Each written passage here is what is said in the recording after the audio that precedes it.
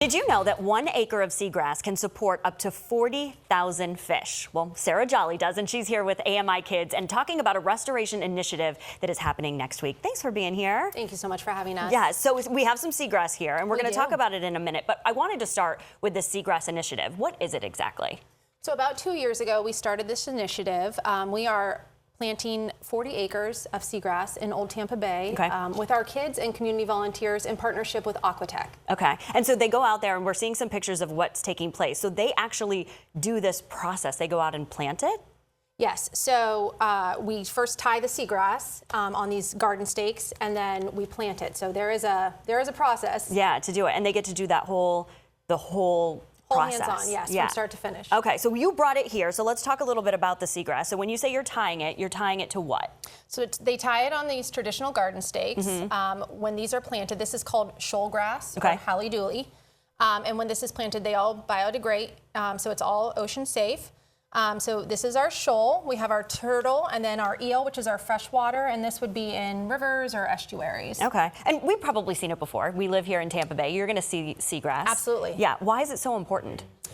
It produces oxygen, it produces homes for fish. Manatees can eat 100 to 200 pounds of seagrass per day, each manatee. Oh, wow. Yes. So there needs to be a lot of that out there. We need a lot of seagrass. Yeah. Why is this an important initiative for kids to do and to be a part of this? I think just getting this hands-on experience, this citizen science from this marine life in their own backyard is so important to these kids. A lot of these kids live very close to the ocean and they've never been in it. So we get to provide that experience for our youth. And it's such a big part of our area and our community, and it means so much. So it's good to be involved in something like that. Yeah. And there are opportunities that if people at home are watching, they can come and volunteer.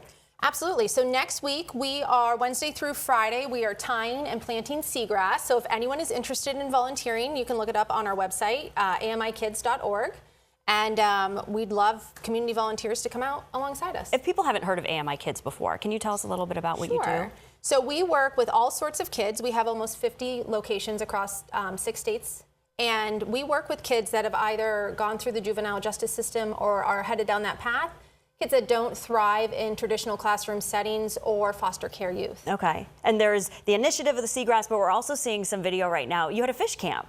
We did. So the last couple weeks, we partnered with the International Game Fishing Association of America, and we taught these kids sustainable fishing, knot tying, how to throw a cast net, and it was a tremendous success. They had a great time. Wonderful. Yeah, another way that you can get involved really like with what our community is made up of. You know, the marine life here is just so important. Absolutely. So to be a part of that is really interesting.